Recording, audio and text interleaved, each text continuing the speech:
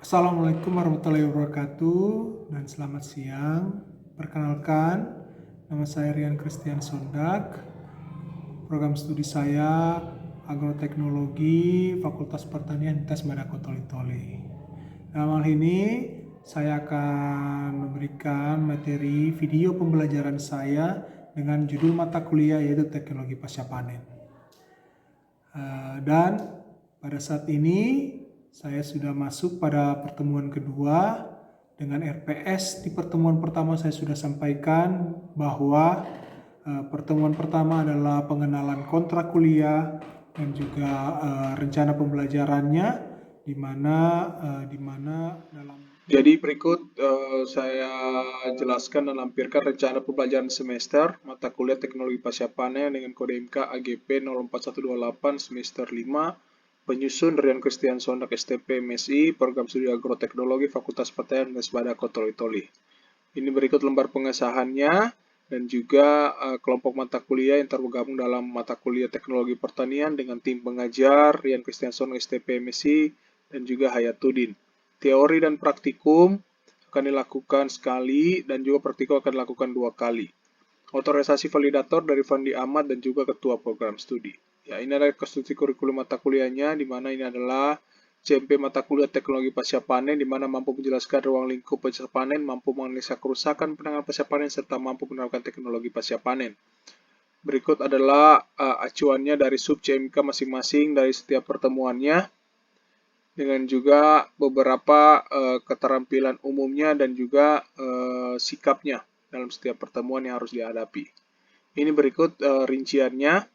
Secara ini capaian pembelajaran saya mengikut sikap, pengetahuan, dan keterampilan khususnya. Dan capaian pembelajaran mata kuliah berdasarkan capaian pembelajaran, yaitu mampu menjelaskan ruang lingkup pasca panen, mampu mengidentifikasi kerusakan penanganan pasca panen, mampu mengkonsep teknologi penanganan pasca panen. Berikut adalah CPMK-nya, masing-masing ada 3, CPMK 1, 2, dan 3. Dan juga berikut deskripsi sikap mata kuliahnya. Mata kuliah memberikan peran dalam penanganan pasca panen, faktor penyebab kerusakan bahan pangan, dan sebagainya. Bahan kajian materi pembelajaran yaitu dari ruang lingkup pasca panen, tujuan pasca panen, sifat produk pertanian, buah klimaterik dan tarik, dan sampai pertemuan ke-14-nya. Ini adalah acuan referensi dari pustaka yang saya ambil, yaitu utamanya ada 5, dan juga pendukungnya ada 2. Tim teachingnya ada Rian Christian STP MSI dan Hayatuddin. Ya, ini adalah setiap pertemuannya. Ya, minggu pertama dengan kemampuan akhir yang diharapkan sub CMBK-nya, bentuk pembelajaran, estimasi waktunya, penilaian, dan referensi. 1, 2, 3, pertemuan ke-4, 5, 6, dan 7. Ya, pertemuan ke-8 adalah ujian tengah semester. Selanjutnya, pada saat pertemuan ke-16-nya adalah final test. Terima kasih. Di mana dalam kontrak RFPS itu saya akan memberikan kontrak perkuliahan itu saya akan memberikan 1 tugas dan juga 1 praktikum, di mana setiap pertemuannya sebelum ujian pertengahan mata kuliah atau ujian UTS, ujian tengah semester, saya memberikan tugas dan praktek. Jadi dalam praktek ini saya berharap mahasiswa bisa dapat mengevaluasi atau mensimulasi kegiatan praktek yang berdasarkan jurnal. Contohnya untuk teknologi pasca panen yaitu proses perubahan hormon etilen dan juga pematangan buah itu pasca panen, dan juga teknologi penanganan pasca panen dengan menggunakan suhu rendah atau suhu dingin. Dan juga pada saat ini akan fokus dalam fokus ujiannya yaitu UTS-nya dan juga UAS akan menggunakan metode ujian project base yang saya sudah kembangkan, dari mana menghasilkan suatu hasil produk pasca panen di mana melaksanakan pematangan buah menggunakan karbit. Selanjutnya saya akan memberikan video pembelajaran dengan judul materi pada pertemuan kedua, yaitu dengan judul adalah penanganan pasca panen. Silakan menyaksikan. Ya, assalamualaikum warahmatullahi wabarakatuh. Waalaikumsalam warahmatullahi wabarakatuh. Selamat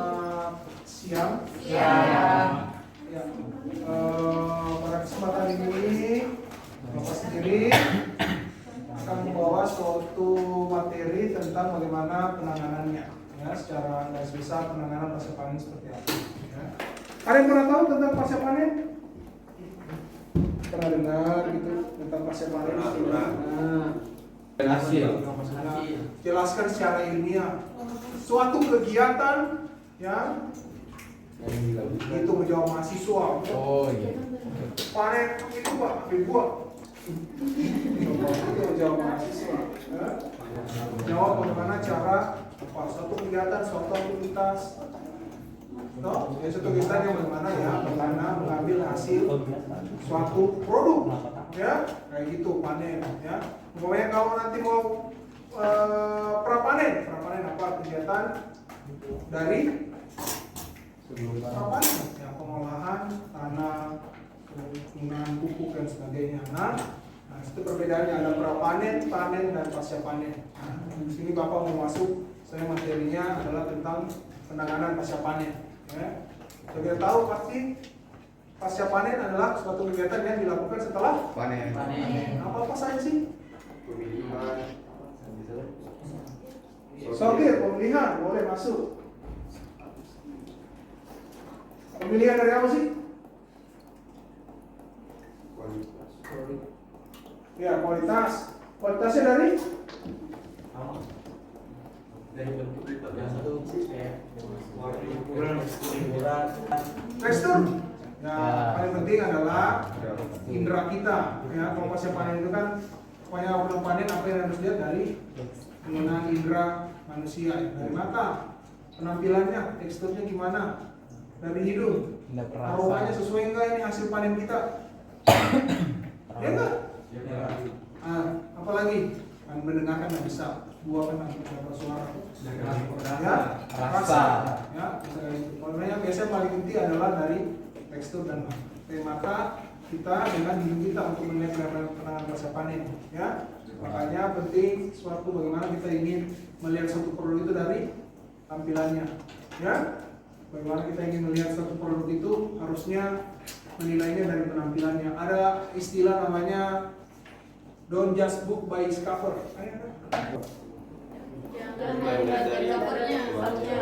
Apa? Jangan menilai. Nah, kalau di pasca panen itu tidak dipakai. Apa-apa kita pakai sistem lelaki. Apa-apa kita lihat dari penampilannya.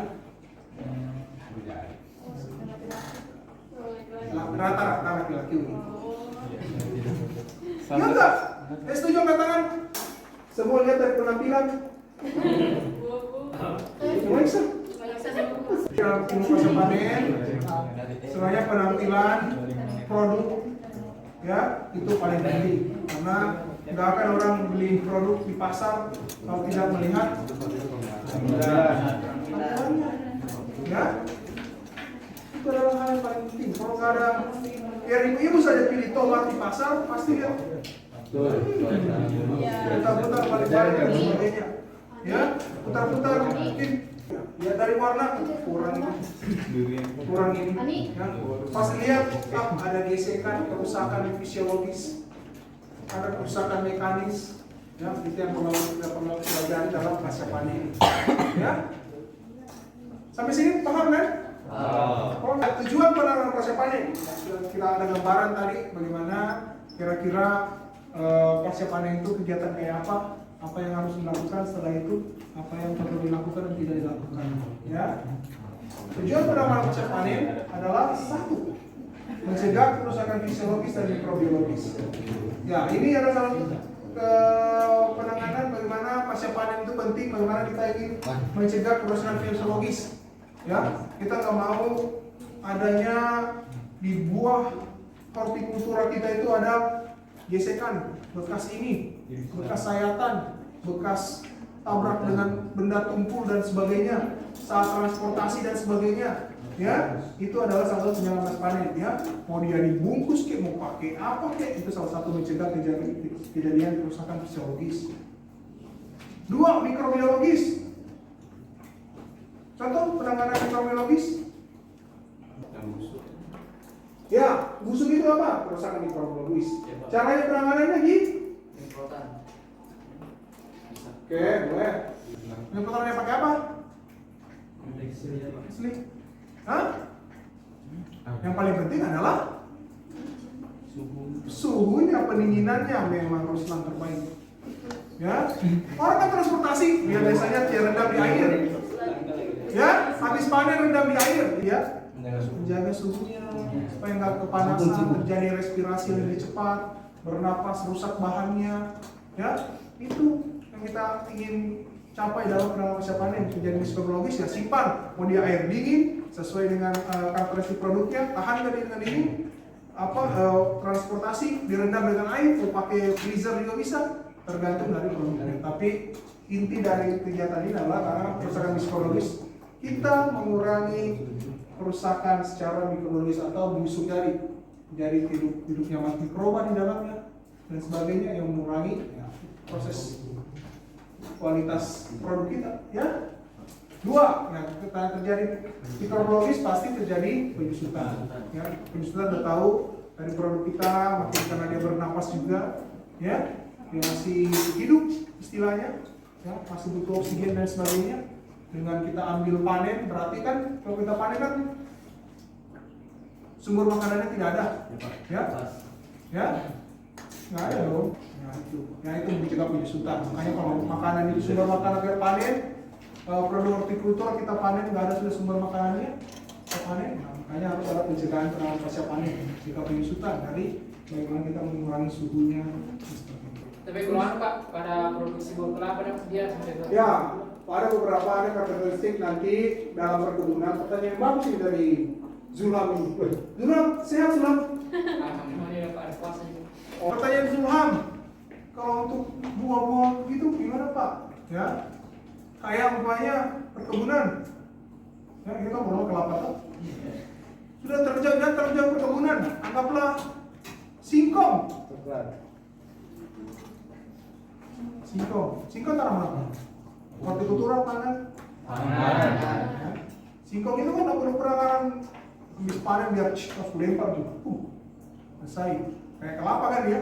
Perkebunan ya karena ada karakteristik tertentu dalam hortikultura dan sebagainya. Apa itu? Apa? Ya karakteristiknya apa? Ada? Ada namanya yang membuat hortikultura itu adalah kadar air.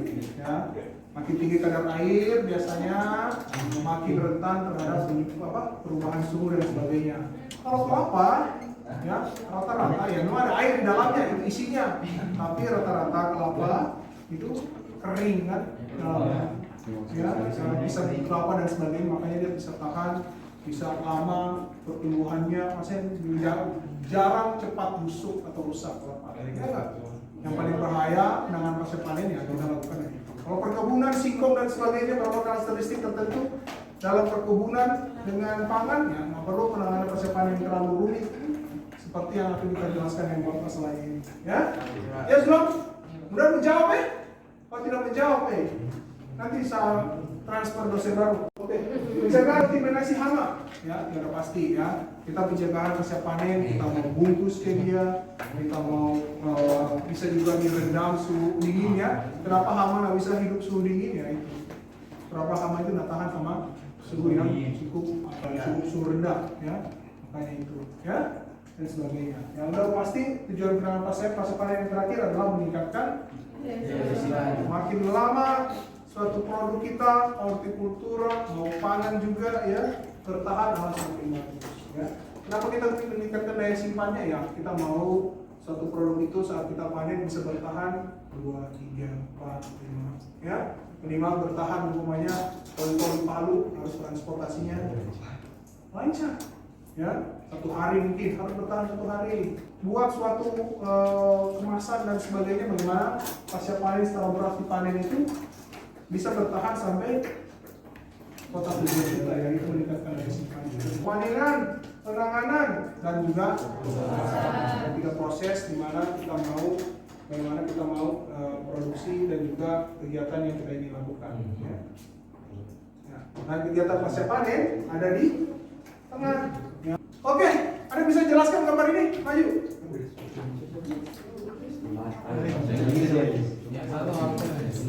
Ada bisa jelaskan gambar ini? Oh yang tomat gembira. Tomat gembira. Hah? Kalian bisa jelaskan? Produk fresh, ayo Nawawi. Kalau menurut saya Pak, Berdiri sini, Nawawi. Kita boleh nggak pakai maksud dari penjelasan ini kira-kira apa? Nggak ada jawaban salah yang benar. Sesuai SPMB. kemampuan saja. Jadi menurut saya itu Pak, buah-buahan yang di atas itu adalah buah-buahan yang telah terjaga sifat-sifat karakter buah itu dengan menjaga suhu kelembapan yang sesuai dengan buah-buahan tersebut. Kemudian yang buah-buahan di bawah itu adalah buah-buahan yang telah terkena kontaminasi cuaca yang terlalu panas Pak, sehingga buah-buahan yang di bawah itu menyusut. Oke. Oh.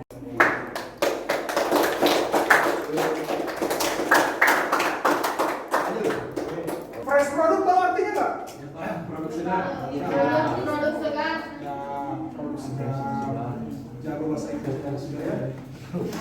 Pertanyaan bos. Seperti Bapak bilang tadi ya, produk segar, yang produk-produk kita, hasil pertanian kita saat dipanen itu adalah dia dianggap masih fresh, cocok. Masih fresh maksudnya jadi arti kata lainnya dia masih hidup. Ya, is alive. Jadi ini contoh, ini anggap apa? Tomat ya. Saat kau panen kau ambil dari tanaman apa? Intinya kau panen, kau cabut dari sumber makanannya. Nah, dia masih anggap makanya dia gembira-gembira ini. Masih utuh. masih senang. Masih hidup. Masih hidup. Suaranya tuh. Nah, dia masih hidup. Kalau dia masih hidup, selanjutnya Buah apa lagi Mas? beri. Karena dia masih hidup, namanya semua makhluk hidup. Kalau dia masih hidup, dia bernapas. Ya, sama dengan buah. Saat kau panen itu dia masih bernapas. Ada namanya respirasi. Ya? Ya enggak? Dia bernapas butuh oksigen, CO2 juga butuh untuk bernapas. Ya? Nah, kenapa dia masih ya? Dari hidup kita bisa bernapas, makanya itu keluar. Ini anggaplah dia hembuskan, anggap dia bernapas. Ya? Respirasi, proses respirasi namanya. Ya? Yang ketiga, pakai kipas dia. Mulai terasa. Ya, perubahan suhu, perubahan iklim dan apa, perubahan tempat dia pas dipanen saat dia ada sumber makanannya dan sebagainya. Sekarang dia dianggap masih mengeluarkan panas. Ya, ini adalah proses penyusutan tadi. Mulai terjadi bagaimana keadaan airnya dari buah itu mulai terjadi keluar, melepaskan panas, release heat namanya. Ya, jadi masih mulai mengeluarkan suatu panas dari buah itu, makanya terjadi sudah mulai masuar itu tomat yang kita anggap tomat ini, mulai masuar, mulai lembe-lembe dan sebagainya. Semulai belum dia lembe tapi semulai karena apa ini so keker-keker makin kecil ini. Ya, berikutnya adalah Keringat dingin. keringat dingin. Berarti maksudnya proses adalah loss moisture. Loss moisture itu kehilangan air. Tadi sudah dehidrasi dia. Ya, karena sudah ada sumber ini makanannya dan sebagainya, perubahan iklim yang tidak menentu, suhu dan sebagainya, panasnya, ya, penanganan pasca panen yang tidak cocok, makanya terjadi loss moisture atau kehilangan kadar air dari suatu produk itu, bahannya kita. Ya, mengapa tadi singkong dan sebagainya itu karena memang kadar airnya. Ya, kita butuh. Makanya ini kalau produk kayak tomat kita ini gitu, ya itu pasti kehilangan kadar airnya cukup cepat. Makanya penanganan pasca panen. Can get sick, nah, udah pasti ya. Sebelum dia sudah kehilangan air, ya mungkin masih ada napas-napas bantuan dari mana, ya. dari sisa-sisa sel dan juga mungkin enzim, protein dan karbohidrat, serat dan sebagainya masih bisa bertahan, tapi sudah dianggap tomat kita itu sudah sakit, ya. sudah mulai mengalami sebelum dia sampai fase busuk, namanya RIP, ya. Sebelum dia fase busuk, ya dia mau mati atau memang sudah nggak ada kandungan nutrisi di dalamnya, ya can be disease dan juga tidak banyak can even die. Artinya bisa mati.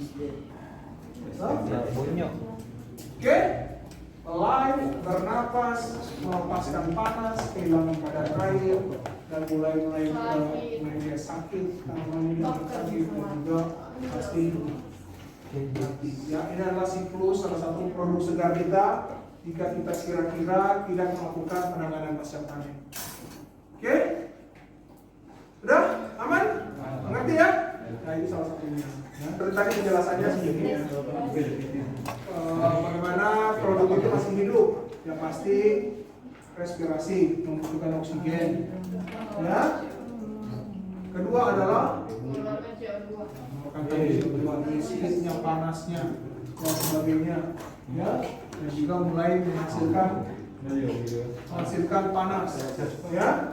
Itu yang perlu ini ya kita lakukan. Yang kedua ada metabolisme, ya, perubahan komponen kimianya, yang pasti kandungan kimianya di dalamnya dari protein, serat dan sebagainya, karbohidrat mungkin ada dari hortikultura dan tanaman hijau dan sebagainya, ya. Itu makanya salah satu kelemahan kita adalah bagaimana penanganan pasca panen itu penting, karena ini proses ini kita menahan respirasi, menahan metabolisme yang hilang, dan menahan terjadinya transpirasi. Tiga metode ini terjadi dalam produk kita saat kita panen, ya, ada respirasi, metabolisme, dan transpirasi. Nah, kalau transpirasi pasti tadi merupakan alat menyebabkan tekstur karena meluapnya air dan juga produknya menjadi kering dan gembur. Kalau itu Pak, seperti siklus yang tadi kita jelaskan. Iya. Kalau untuk masanya Pak, berapa minggu kan dia sampai pada saat SD penyusutan? Iya, penyusutan. Kalau waktu itu udah rata-rata ya. Ya. Nanti ada materi juga, ada beberapa bagian nanti ya, sayur, buah dan sebagainya. Rata-rata sayur buah, ya. Rata-rata untuk yang memiliki kadar air tinggi, kalian bisa tahu lah kadar air tinggi itu maksudnya apa? Tomat. Ya, tomat. Saat kopi kan banyak airnya. Apel. Beda itu apel dengan salak. Beda itu apa lagi? Rasa anggur. Ya, beda itu. Daya tahannya masing-masing. Secara day one atau secara saat kau ambil dari panen itu sudah mulai terjadi proses namanya itu, ya, penyusutan sebenarnya. Ya, cuma bagaimana makanya itu penanganan secepat mungkin panen. Dia penanganannya bagaimana? Penanganan dingin. Penanganan dingin kan ada nanti kita pelajari. Penanganan dingin ya udah pasti rendam dengan air, taruh di pakai kulkas, pakai udara dingin, ya. Pakai udara ini gini, ya itu penanganannya atau dingin. Atau salah satu penanganan yang paling bagus juga sekarang apa? Dikemas. Dikemas, ya, supaya cara perubahan suhunya tetap dalam kemasan itu tidak perubahan dan sebagainya, ya.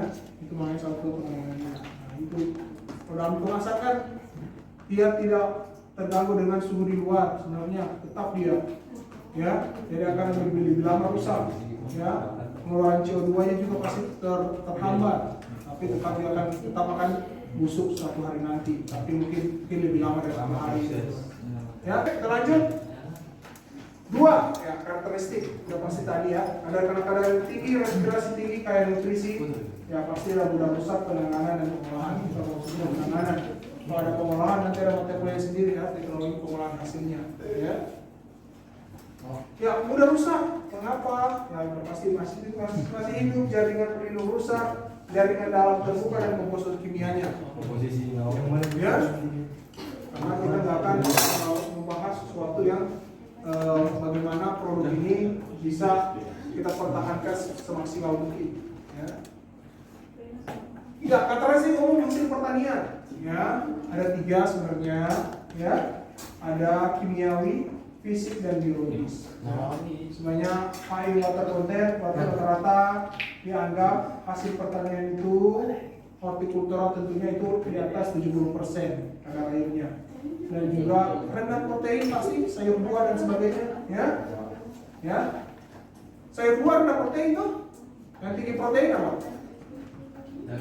Ya, daging, ikan, dan sebagainya, meat, ya.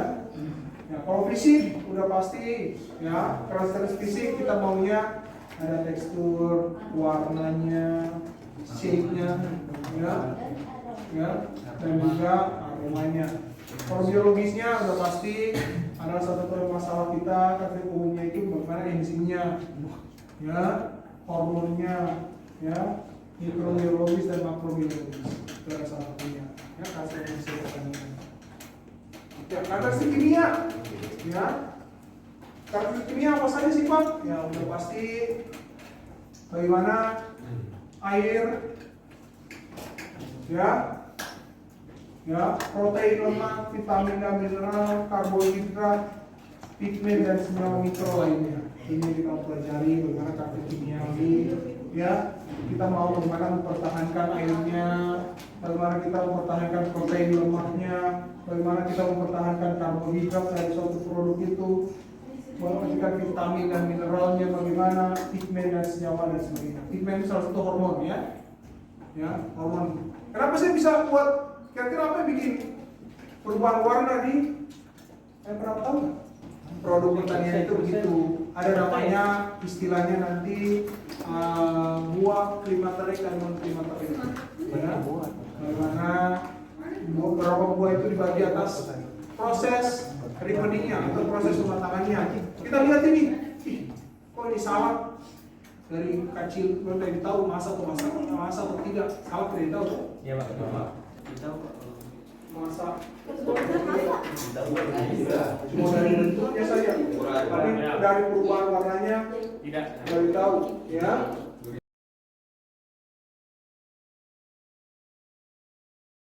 Carilah kasus atau masalah yang terjadi dalam kerusakan produk pertanian. Carilah kasus atau masalah yang terjadi dalam kerusakan produk pertanian. Sumber bisa diambil dari kehidupan sehari-hari atau jurnal. Mau ada tugas tambahan di rumah, ya. Terakhir ada pertanyaan? Baik, sampai ketemu minggu depan, ya.